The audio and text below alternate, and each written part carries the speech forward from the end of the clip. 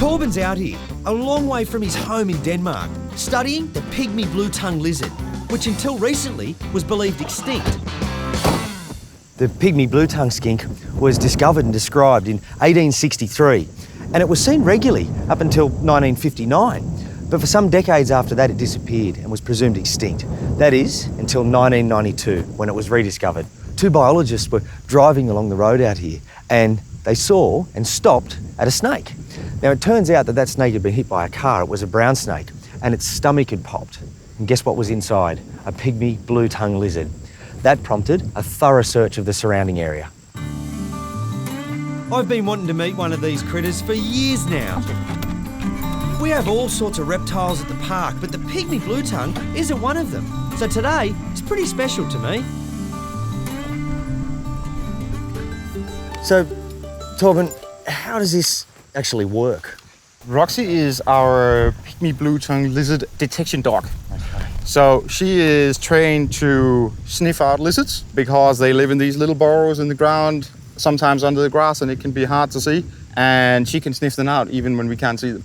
So she's trained to specifically pick up the scent of Pygmy Blue Tongue Lizards? Yes, she is. And we have done some experiments with her where she is distinguishing between Pygmy Blue Tongues and related species like the sleepy lizard. Yes. And also the bearded dragon. So she doesn't actually react to those, but she reacts to the Pygmy Blue Tongue scent. Okay, well, you better show me how she does the work. We'll see what you want to do today. Roxy, As Torben says, the lizards make their home in burrows. Not just any old hole. These unique little creatures live down spider burrows. 32 populations of the Pygmy Blue Tongue have now been located in the region. That may sound a lot, but it's only on this land outside Burra that they're protected. Ready? Oh, she's onto something? Yeah. She found one? Yes, that's burrow. So where is it? You can see the burrows. You can see the burrows in the hole Look right at there. that. Good girl. Good girl. Good girl. That is amazing. Look at this. Right there is the burrow of a Pygmy Blue Tongue Lizard found by that dog.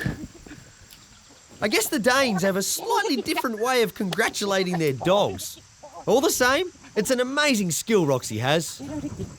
You just hold on to her. I'll just Yes. see if there is a lizard in it. Okay. She can occasionally indicate on burrows where there was a lizard in lately. So that's a little endoscope? That's an endoscope, so Yep. you can actually see what's inside. Good girl. Yep, there's a lizard sitting in there. Can I have a look? Yep. If you look through that piece there. Stay there, Roxy. Can you see him? Holy moly. Look at that. It's just unbelievable. I don't know what's more unbelievable, the fact that Roxy found that, or that there's one in there. With another lizard found, it's home marked and ready to be added to the database. Torben has another trick up his sleeve that he wants to show me. I've got to say, a lizard detection dog is going to take some beating.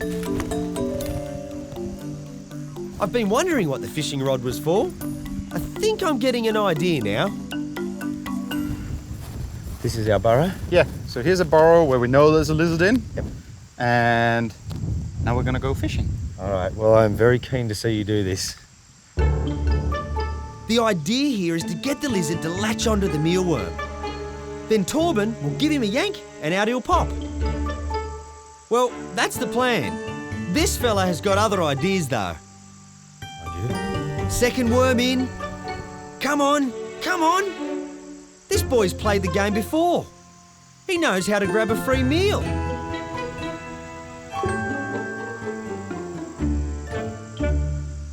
Oh well, let him be. Torben's off now to find a more willing participant. I'm on the rolling grasslands of South Australia with reptile researcher Torben Nielsen. He's come up with a novel way of luring Pygmy Blue Tongue Lizards from their lairs. Straight down the hole for this worm. Not quite sure if anyone is home. Whoop. Well, at least that proves someone is down there. And here it comes. It must be hungry. Straight out of the burrow and into Torben's hand. You got her. I got her. Unbelievable. Well done, mate. Little female. Oh, actually, big female when it comes to these. And can you tell it's a female physically or because of that belly? You can tell she's a female, partly because of the belly, but partly because of the females are a little bit different from the males. Okay. They have a longer body and a smaller head. Yes. Basically, smaller head, smaller tail, smaller feet, Yeah. but a longer body because they need to have babies inside. Okay, and you can see that. She's also carrying babies. She seemed to be carrying babies. You can see there are like there's bumps on the back of her body here, especially when she moves a little bit. And that's actually because most likely because there's something in her. Yeah.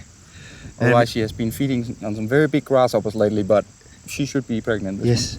I got to admit, I'm a little speechless because, things that have been lost, like the night parrot and found, Pygmy blue tongues and found.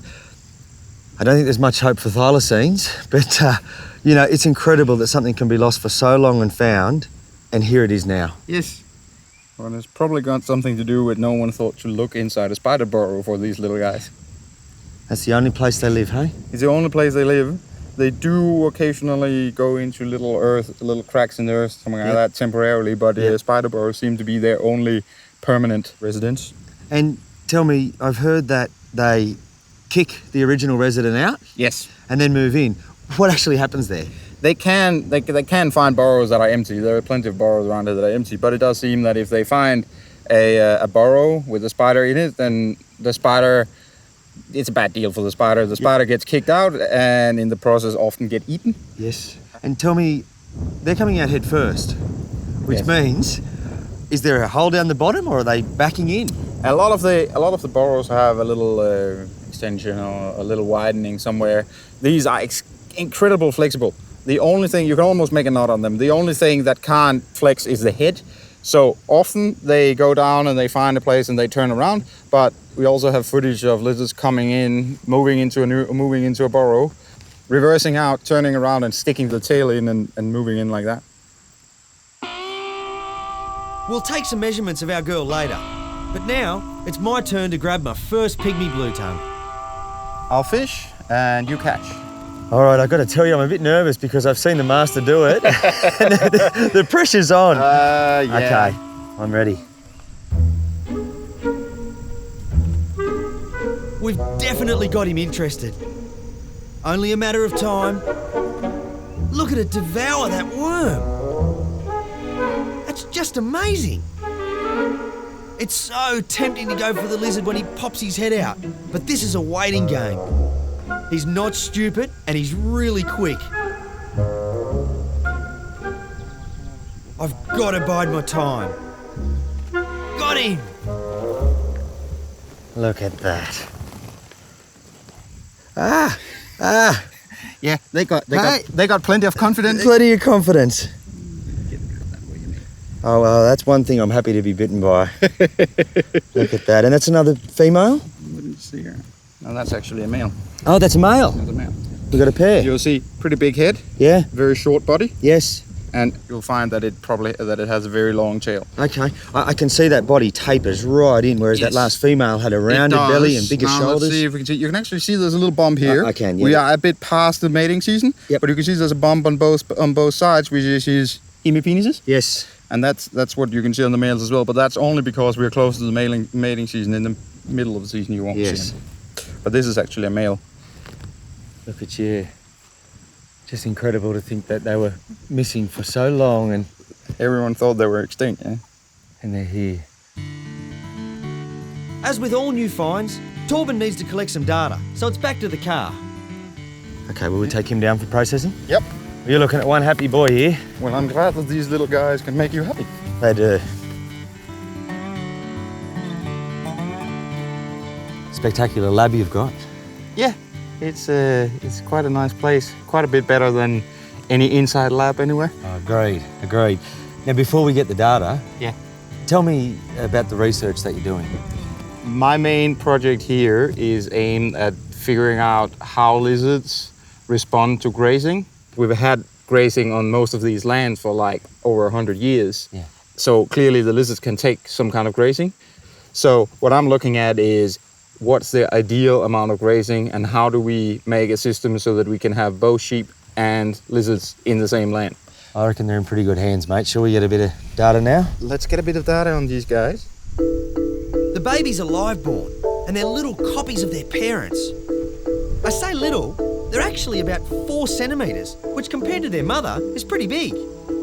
They don't hang around very long. After a week, maybe 4 at most, they disperse to find their own burrows. Torben reckons with a little bit of help, the future for the Pygmy Blue Tongue is bright.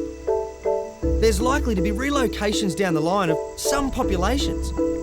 But increased awareness amongst landholders with an interest in their conservation means these amazing little creatures will continue to survive in these rolling hills for generations to come. Now all that's left is to make sure this little girl gets home. There's the hole.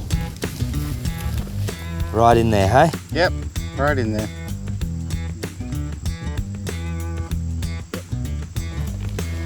I've been waiting a long time to see one of them, and that was brilliant.